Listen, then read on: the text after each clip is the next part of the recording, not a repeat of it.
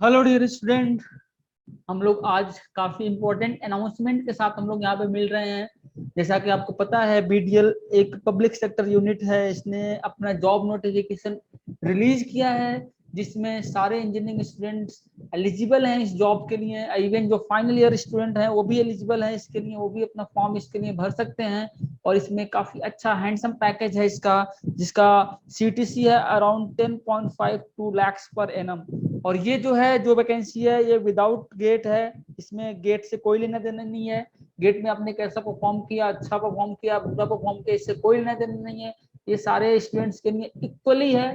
तो हम लोग इसके बारे में डिटेल में सारी चीजें देखेंगे, तो लास्ट तक आप इस वीडियो को देखते रहिए। 100% इसकी गारंटी है कि आपको सारी चीजें स्टेप बाय स्टेप समझ में आ जाएंगी। कैसे क्या इसमें एलिजिबिलिटी है, कौन कौन से लोग इसको फॉर्म को भर सकते हैं, कैसे फॉर्म भरना है, इसके कौन कौन से डेट्स हैं, इंपॉर्टेंट डेट्स, सारी चीजें आपको समझ में आएंगी यहाँ पे। तो और मैं इसको काफी शॉर्ट में इन सब चीजों को एक्सप्लेन करने वाला हूँ, बट सारी चीजें डिटेल में होंगी। चलिए हम लोग देखते हैं स्टेप बाय स्टेप उन सारे डिटेल्स को। तो आपको मैं बता दूं कि एक छोटा सा डिटेल है जो भारत डायनेमिक्स लिमिटेड है उसके बारे में। जैसा कि मैंने आपको बताया कि पीएसयू है तो ऑब्वियसली गवर्नमेंट ऑफ इंडिया की कंपनी होगी, और ये आती है मिनिस्ट्री ऑफ डिफेंस के अंदर।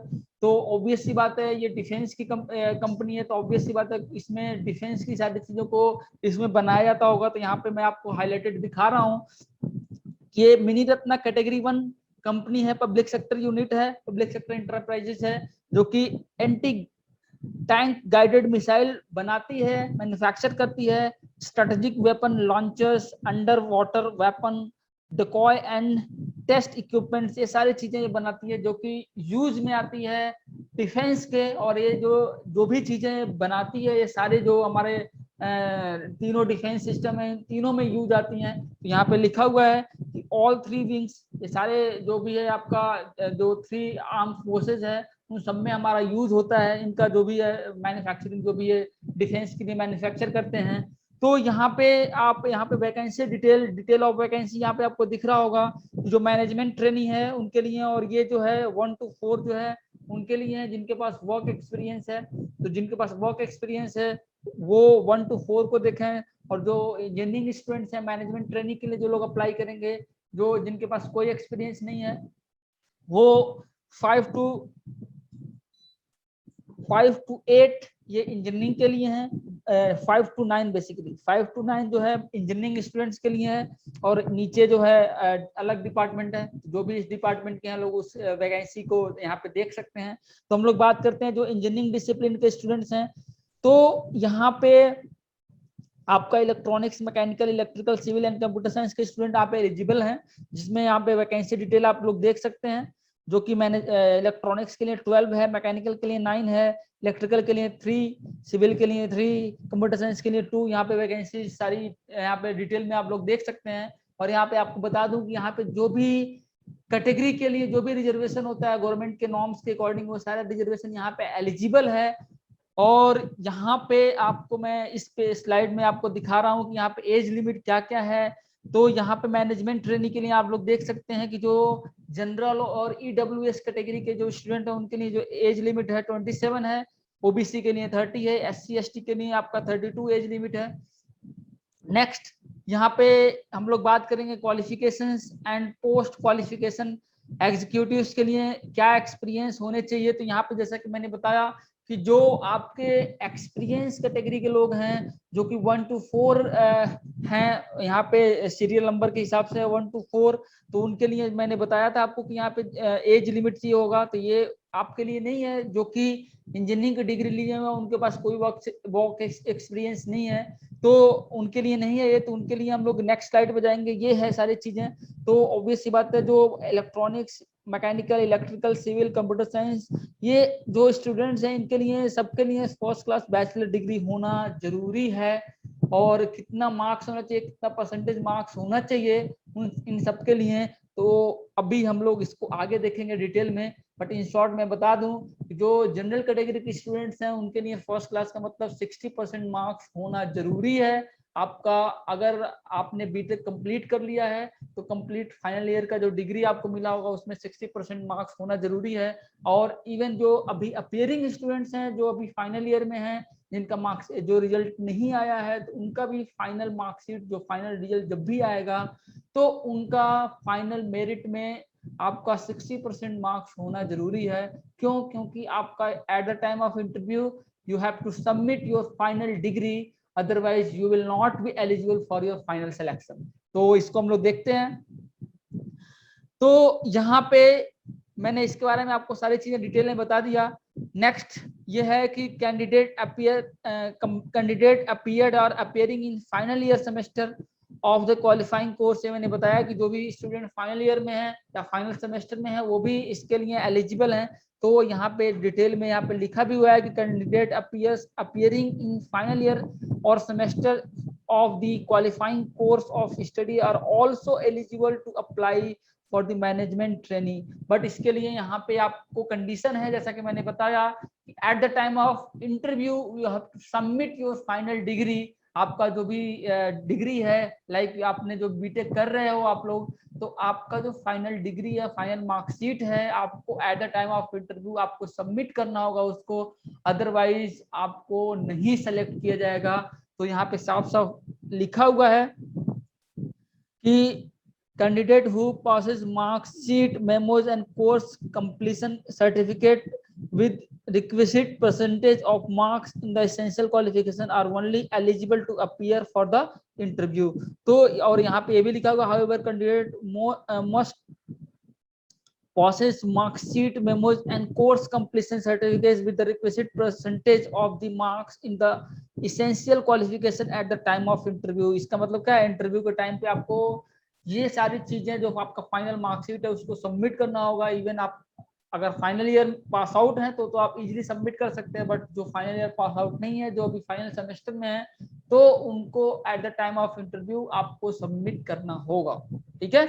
तो नेक्स्ट यहाँ पे जैसा कि मैंने आपको बताया कि मैकेनिकल के अंदर भी कई सारे ब्रांच हैं, सब डिपार्टमेंट हैं जो कि एलिजिबल हैं, जिन्होंने अलग अलग ब्रांचेस में जिन्होंने बीटेक किया है। तो यहाँ पे आप देख सकते हैं कि मैकेनिकल के अंदर जो डिसिप्लिन है, इसके अंदर mechanical engineering, industrial and production engineering, mechanical production and tools engineering, production technology, manufacturing engineering, production and industrial engineering, manufacturing technology, aerospace engineering and aeronautical engineering, ये सारे लोग आ जाएंगे मैकेनिकल के अंदर। तो सारे स्टूडेंट्स मैकेनिकल के अंदर अप्लाई कर सकते हैं बीडीएल में। ठीक है। इलेक्ट्रिकल में electrical engineering, electrical and electronics engineering, electrical instrumentation and control engineering, ये सारे लोग अप्लाई कर सकते हैं under the category of, under the discipline of electrical engineering.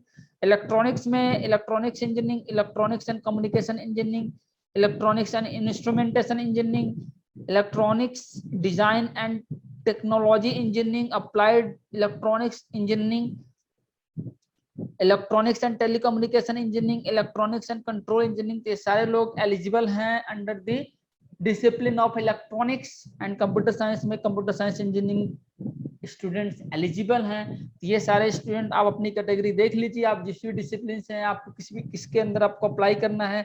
Main discipline आपका ये है, इसके अंदर जो सब डिसिप्लिन है ये सारे हैं, तो आप अपनी कैटेगरी यहाँ पे देख सकते हैं, आपको किसके अंदर, किस डिसिप्लिन के अंदर आपको इस फॉर्म को फिल करना है। नेक्स्ट हम लोग देखते हैं यहाँ पे सिलेक्शन प्रोसीजर क्या होना चाहिए। जैसा कि मैंने बताया कि इसमें दो टाइप के फॉर्म्स हैं। एक वो फॉर्म है फर्स्ट नंबर से फोर्थ नंबर है उनके लिए है, जो कि यहाँ पे उनके लिए वर्क एक्सपीरियंस रिक्वायर्ड है, तो उनके लिए कोई एग्जाम नहीं होने वाला है, वो डायरेक्टली इंटरव्यू के बेसिस पे शॉर्टलिस्ट किए जाएंगे। तो यहाँ पे जो रेशियो होगा, पहले इंटरव्यू होगा और वो जो रेशियो होगा इंटरव्यू में शॉर्टलिस्ट करने का 1:10 होगा, और इसमें डायरेक्टली इंटरव्यू के बेसिस पे आपको फाइनल शॉर्टलिस्ट का आपके घर पे लेटर मिल जाएगा। बट वो सारे स्टूडेंट जो मैनेजमेंट ट्रेनिंग है, जिनका बीटेक कंप्लीट हुआ है या जो बीटेक में है अभी, तो उनके लिए रिटन टेस्ट होगा, सीबीटी होगा, कंप्यूटर बेस्ड ऑनलाइन टेस्ट होगा एंड इंटरव्यू होगा यहाँ पे। तो यहाँ पे दो टाइप का है। यहाँ पे आप देख सकते हैं कि जो क्वेश्चंस हैं दो पार्ट में होंगे। फर्स्ट पार्ट जो टोटल क्वेश्चन तो आपका 150 होगा, यहाँ पे फर्स्ट पार्ट जो होगा 100 एमसीक्यू होंगे, और सेकंड पार्ट जो होगा 50 MCQ होगा जनरल एप्टीट्यूड का। ओके, नेक्स्ट हम लोग देखते हैं जो है आपका वेटेज क्या होना चाहिए होगा यहाँ पे। तो वेटेज जो सिलेक्शन प्रोसीजर का होगा यहाँ पे 85% आपका रिटर्न का होगा एंड 50% जो है आपका इंटरव्यू होगा, जो भी आपका जिस भी ब्रांच में आप इसको फिलअप करेंगे फॉर्म अपना। और इसके लिए जो भी स्टूडेंट्स होंगे उनके लिए आपको मैं बता दूं यहाँ पे कि जो भी इंटरव्यू के लिए शॉर्टलिस्ट किए जाएंगे उनके लिए मिनिमम 60% जनरल और ईडब्ल्यूएस कैटेगरी के लिए लाना जरूरी है, और 50% आपका जो रिटर्न में मार्क्स लाना जरूरी है for SC ST OBC students के लिए, और PWD बाकी जो जितने भी स्टूडेंट्स हैं उनके लिए 50% है। आपको 50% मार्क्स रिटर्न में लाना है और 60% फॉर जनरल और EWS कैटेगरी वाले स्टूडेंट्स के लिए। और नेक्स्ट जो है यहाँ पे मैं बता दूं कि आपको रिटर्न के बेसिस पे 7:1 में 1 के बेसिस पे आपको 1 पोस्ट के लिए 7 स्टूडेंट को कॉल किया जाएगा इंटरव्यू के लिए। ठीक है, नेक्स्ट यहाँ पे जो एग्जामिनेशन सेंटर्स हैं यहाँ पे चेन्नई, दिल्ली, हैदराबाद, कोलकाता, मुंबई, विशाखापट्टनम, और ये सिटीज जो हैं यहाँ पे मेंशन्ड है कि ये ऐड और डिलीट किए जा सकते हैं depending on the number of application receive.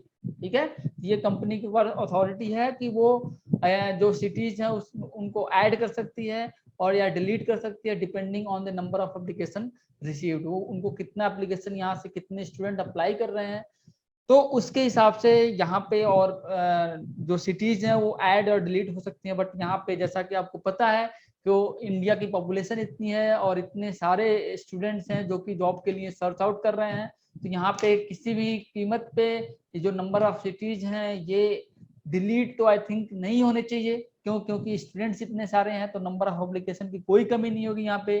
तो आपको इससे डरने की बात नहीं है कि इसमें आपका जो सिटीज हैं वो डिलीट होंगे। तो यहाँ पे आई होप कि सिटीज जो हैं जो एग्जामिनेशन सिटीज हैं वो डिलीट नहीं किए जाएंगे।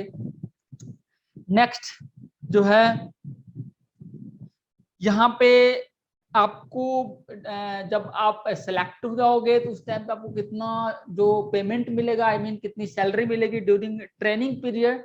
तो जब जो भी मैनेजमेंट ट्रेनिंग के लिए जो सेलेक्ट होंगे तो उनका जो स्टाइपेंड होगा, क्योंकि जब तक आपका ट्रेनिंग पीरियड होगा उसको आपको स्टाइपेंड बोला जाता है, तो उस टाइम पे आपका CTC जो मैंने बताया आपको CTC जो यहाँ पे मिल रहा है वो CTC नहीं होगा, आपको एक फिक्स अमाउंट मिलता है। जैसे कि मैंने बताया कि आपको मैनेजमेंट ट्रेनिंग के लिए जो ग्रेड पे है वो 40,000 है, तो 40,000 तो आपको मिलेगा ही मिलेगा, साथ में डियरनेस एंड अलाउंस, HRA और 20% मिनिमम बेसिक पे टुवर्ड्स अलाउंस। तो ये सारी चीजें सबका एडिशन मिलेगा आपको। ठीक है, तो अब यहाँ पे स्टार मार्क्स भी है। All the above benefits will be governed by the policy of company in force and amended from time to time. तो ये स्टार मार्क्स है यहाँ पे, तो ये कंपनी की पॉलिसी है, इसमें अमेंडमेंट हो सकता है, ऐसा नहीं है कि ये 100% फिक्स है। तो इन सबका आपको एडिशन मिलेगा ड्यूरिंग जो आपका ट्रेनिंग पीरियड होगा। और आपका जब ट्रेनिंग पीरियड कंप्लीट हो जाएगा, once you have complete your training period, तो आपका जो कंप्लीट CTC है जो कि मैं आपको स्टार्टिंग में बताया था वो आपको मिलेगा। जो कि आपका CTC आप यहाँ पे देख सकते हो, मैंने आपको स्टार्टिंग में ही बताया था कि CTC आपका क्या होगा, दैट इज 10.52। काफी बिग अमाउंट है यहाँ पे। तो यहाँ पे आपको कंप्लीट CTC आपको आफ्टर कंप्लीशन ऑफ ट्रेनिंग मिलेगा। नेक्स्ट हम लोग आगे बढ़ते हैं यहाँ पे। नेक्स्ट है आपका एप्लीकेशन फी कितना होगा। यहाँ पे एप्लीकेशन फी 500 है, नॉन रिफंडेबल है, जो कि आप पे कर सकते हैं debit card, credit card, net banking and UPI से पे कर सकते हैं।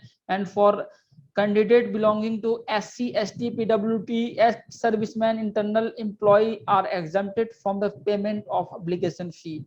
तो ये जो फी मैंने जैसा कि मैंने बताया आपको कि नॉन रिफंडेबल है, और एनी स्टूडेंट जो कि इस जो भी मोड्स यहाँ पे बताए गए हैं किसी और मोड से पेमेंट करते हैं तो उनका फी रिजेक्ट कर दिया जाएगा, उनका फॉर्म रिजेक्ट कर दिया जाएगा। तो आप यहाँ पे जो भी आप पेमेंट कर रहे हैं यहाँ पे आप एक बार देख लें कि कौन कौन से मोड्स अवेलेबल हैं, उसी मोड से आप पेमेंट कर रहे हैं यहाँ पे। नेक्स्ट जो आपका इंपॉर्टेंट डेट्स है यहाँ पे आपके सामने स्क्रीन पे आप देख सकते हैं। Commencement of online registration of application that is start from 4th July 2021 at 14 hours, that means 2 p.m. ठीक है, आफ्टरनून में 2 PM पे स्टार्ट हो जाएगा 4 जुलाई को। आप इस दिन से आप फॉर्म फिलअप करना स्टार्ट कर सकते हैं। क्लोजिंग डेट है online registration, closing of online registration of application that is 19 July 2021 at 23rd hours, that means 11 PM, रात के 11 बजे आपका ये खत्म हो जाएगा 19 जुलाई को। आप उसके बाद से फॉर्म नहीं भर सकते हैं। तो आपको, जहां तक मेरी एडवाइस है, आपको एज सुन एज पॉसिबल आपको फॉर्म फिलअप कर लेना चाहिए, क्योंकि लास्ट मोमेंट पे कई बार सर्वर डाउन हो जाता है या कई सारी और दिक्कतें आती हैं, पेमेंट फेल हो जाता है और बहुत सारी प्रॉब्लम्स आती हैं। तो उस टाइम पे हो सकता है कि आप अपना फॉर्म सबमिट ना कर पाओ। तो जो लोग भी इसके लिए भरना चाहते हैं फॉर्म, जो भी इस जॉब के लिए अप्लाई करना चाहते हैं, तो उनके लिए ये है कि आप as soon as possible form को फिलअप कर दें। आप लास्ट है that is tentative date for written test and interview for the advertised post will be hosted in the company website in due course. That means आपका जो written test का जो date है वो कंपनी की वेबसाइट पे आप यहाँ पे सर्च आउट करते रहिए, आपको यहाँ पे डेट अवेलेबल हो जाएगी। और एक चीज और है यहाँ पे, the last date of receipt of hard copy of application form along with the all mandatory documents mentioned at para J above। तो यहाँ पे 27 जुलाई है, तो आपको केवल ऑनलाइन फॉर्म ही नहीं भरना है, जिसके साथ जो फॉर्म है एप्लीकेशन फॉर्म है, और उसके साथ जो भी मैंडेटरी डॉक्यूमेंट्स हैं जो कि भी मैं यहाँ पे आपको दिखाऊंगा, वो सारे डॉक्यूमेंट्स को आपको सबमिट करना है। और हार्ड कॉपी को आपको पोस्ट के फॉर्म में पोस्ट करना है। और जो भी डिटेल है अभी मैं आपको अभी दिखा रहा हूँ, यहाँ पे आपको डिटेल्स दिख जाएंगी। ये मैंडेटरी डॉक्यूमेंट्स हैं, यहाँ पे आप देख सकते हैं, ये सारे डॉक्यूमेंट्स हैं। ये मैं आपको बताया जैसा कि आपको ये जो पीडीएफ है, जो एडवर्टीजमेंट का जो पीडीएफ है, मैं आपको शेयर कर दूंगा। मैं आपको जूम आउट कर देता हूँ। आप यहाँ से देख सकते हैं ये सारे डॉक्यूमेंट्स यहाँ पे आपको स्क्रीन पे दिख रहे होंगे। ये सारे डॉक्यूमेंट्स आपको सबमिट करना है। ठीक है, अब बात आती है किसको किस एड्रेस पे पोस्ट करना है। तो ये एड्रेस भी यहाँ पे दिया हुआ है, यहाँ पे आप देख सकते हैं, ये एड्रेस है। Please forward the application along with the mandatory documents by registered speed post to the address। ये एड्रेस है यहाँ पे। मैं फिर बोल रहा हूँ कि ये जो पीडीएफ है एडवर्टीजमेंट का, मैं इसका लिंक आपको नोटिफिकेशन जो भी है ये आपको यहाँ पे इसका लिंक डिस्क्रिप्शन बॉक्स में मिल जाएगा। आप उस डिस्क्रिप्शन बॉक्स पे क्लिक करके ये पूरा का पूरा कंप्लीट पीडीएफ डाउनलोड कर सकते हैं। और अपना फॉर्म फिलअप करने से पहले आप इसको जरूर रीड आउट करें एक बारी, जिससे कि आपको कोई दिक्कत ना आए, कोई भी प्रॉब्लम ना आए। जहाँ पे भी दिक्कत आए आप एक बार एडवर्टीजमेंट को इसको रीड आउट करेंगे, आपकी प्रॉब्लम सॉल्व हो जाएगी। बाकी अगर और कोई भी दिक्कत आती है फॉर्म भरने के रिगार्डिंग या कोई भी आपकी क्वेरी है, वो सारी चीजें आप जो भी है कमेंट बॉक्स में लिख के आप पूछ सकते हैं, आपको आंसर किया जाएगा। So okay dear, thanks for listening and I hope I am able to explain each and every point about this notification in short. And even though if you have any query that you may not understood, you may write your query in the comment box given below. So thank you again.